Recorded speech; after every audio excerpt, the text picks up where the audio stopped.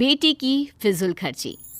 दुनिया की चकाचौंध को कौन नहीं एंजॉय करना चाहता, लेकिन क्या फालतू की मौज मस्ती में पैसा खर्च करना सही है? देखिए जरा। आजकल अच्छी नौकरी मिलना कितना मुश्किल हो गया है। सही कहा, जहाँ भी जाओ तो केवल यही सुनने को मिलता है, फिलहाल जरूरत नहीं है। और अगर गलती से नौकरी मिल भी जाए तो उस तनख्वाह से 2 वक्त की रोटी भी नहीं खरीदी जाती। हाँ यार, ऊपर से रोज सुबह शाम घर वालों के ताने सुनकर ही पेट भरना पड़ता है। अब तो तेरा खाना बिना घर वालों के ताने सुने बिना पचता भी नहीं होगा, है? क्यों, तेरे घर वाले कुछ नहीं कहते? कहते तो हैं, पर क्या करें, कानों को सुनने की आदत हो गई है। अच्छा, तुम्हें एक जरूरी चीज बताना तो भूल ही गया। कल ना मुझे कमल का फोन आया था। कौन कमल? जो उस मोटे सेठ के दफ्तर में काम करता है? उसने बताया कि उसकी फैक्ट्री में कुछ काम है, उसे आदमियों की ज़रूरत है और तनख्वाह भी अच्छी है, तो चलते हैं क्या? अरे वाह, पूरे दिन भर में अब कोई अच्छी खबर जाकर मिली है। अगर मैं अपने घर वालों को बताऊंगा तो वो लोग खुशी से झूम उठेंगे। तो फिर देर किस बात की, चलो सुनाते हैं घर वालों को ये खुशखबरी। थोड़े दिन बाद दोनों फैक्ट्री में जाकर काम करने लगते हैं और उनको वो काम अच्छा लगता है। शहर की बात ही अलग है। ये चमचमाती हुई सड़कें, गाड़ियों का शोर, आंखें खोल देने वाले नज़ारे। शहर की इसी चकाचौंध में लोग अक्सर फंस जाते हैं मेरे दोस्त, तुम ये मत करना। क्यों, शहरों में क्या खराबी है? हमारी सारी ज़रूरतों का सामान यहीं मौजूद है और मैं तो खूब पैसे कमाऊंगा और यहीं एक अच्छा सा घर देखकर अपने परिवार के साथ बस भी जाऊंगा। पर उसके लिए मेरे दोस्त हमें बहुत सारे पैसे कमाने होंगे, और पैसे कमाने के लिए हमें मुंह कम हाथ ज्यादा चलाने होंगे। ऐसे ही काम करते करते 2-3 महीने बीत जाते हैं। काम करते करते पता ही नहीं चला कब 3 महीने बीत गए। अब तो घर वालों की बहुत याद आती है। हाँ सही कहा, कल माँ से बात हुई तो माँ भी यही पूछ रही थी घर कब आ रहा है। क्यों ना हम 4-5 दिन की छुट्टी लेकर गांव हुआ है। और हाँ, उससे पहले एक दिन बाजार जाकर घर के लिए कुछ सामान ले आएंगे। गांव में तो आधा सामान मिलता है, आधा नहीं। और मैंने सुना है शहर के बाजार बहुत बड़े और सुंदर होते हैं, वहाँ तरह तरह की दुकानें होती हैं। ठीक है, कल छुट्टी की अर्जी देने के बाद बाजार चलेंगे। अगले दिन बाजार में, अरे वो देखो, कितनी सारी दुकानें हैं, कितना सामान, कितनी बड़ी बड़ी दुकानें। अरे देखो तो कितना सुंदर लग रहा है। अच्छा, पहले वो सामान ले ले जो लेने आए हैं। हाँ हाँ, क्यों नहीं।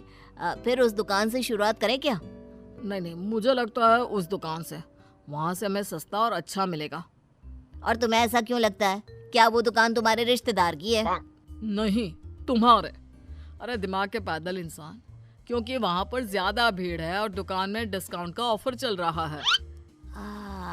तुम्हें तो सब पता है यहाँ के बारे में। अब चलोगे भी? हाँ हाँ चलो। अरे बस भी करो, कितना सामान लोगे? चलो ना, उस दुकान में भी देखते हैं। सारा जरूरत का सामान तो हम ले चुके हैं, अब तुम्हें कौन सा सामान चाहिए? जब हम दुकान के अंदर जाएंगे तभी तो पता चलेगा कि हमारे पास क्या नहीं है। बस ये आखिरी दुकान है, इसके बाद सीधा घर चलेंगे, ठीक है? ठीक है, पक्का। अब चलोगे भी अंदर?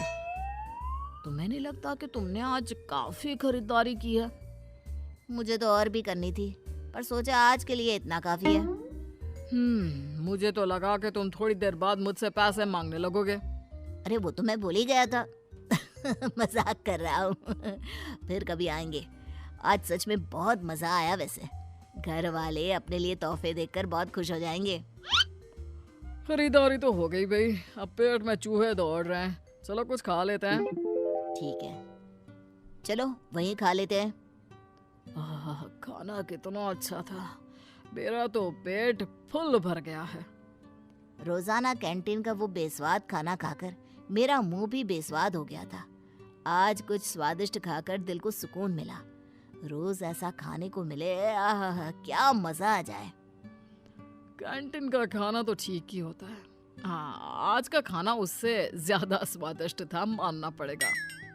उस दिन से सुरेश कई बार बाजार जाता खरीदारी के लिए और साथ साथ बाहर से ही खाना खाकर आता।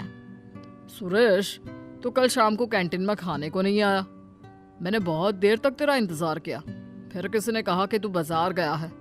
अभी कुछ दिन पहले ही तो तू बाजार गया था, कल फिर से क्यों गया? अरे कुछ दिन पहले जब मैं बाजार गया था ना, तो वहाँ एक बहुत बढ़िया जूते देखे थे, पर मैं ले नहीं पाया। और अब जब तनख्वाह आ गई तो कल ही मैंने वो जूते खरीद लिए। देख, आज मैं पहन कर भी आया हूँ। हाँ यार, ये तो बहुत महंगा लगता है। लग कैसे रहे, आजकल ना मार्केट में बहुत चल रहे हैं, ज्यादातर लोग यही जूते खरीद रहे हैं। लेकिन तुम्हारे पास तो जूते हैं ना, तो फिर ये नया जूते क्यों? अरे क्योंकि ये आजकल ट्रेंड में चल रहा है। छोड़ो, तुम नहीं समझोगे। लेकिन तुम अपनी सारी कमाई बेफिजुल की चीजों में खर्च कर रहे हो। बेफिजुल कहा, जूते ही तो लिए हैं, और एक आध सामान बस। कुछ दिनों बाद अरे वहाँ के छोले पूरी इतने अच्छे थे, इतने अच्छे थे, क्या बताओ सच में। क्या बता रहे हो? जरा हमें भी बताओ। कल ना मैं बाजार गया हुआ था, वहाँ मैंने छोले पूरे खाई, बहुत ज्यादा स्वादिष्ट थे। तू कल फिर बाजार गया था?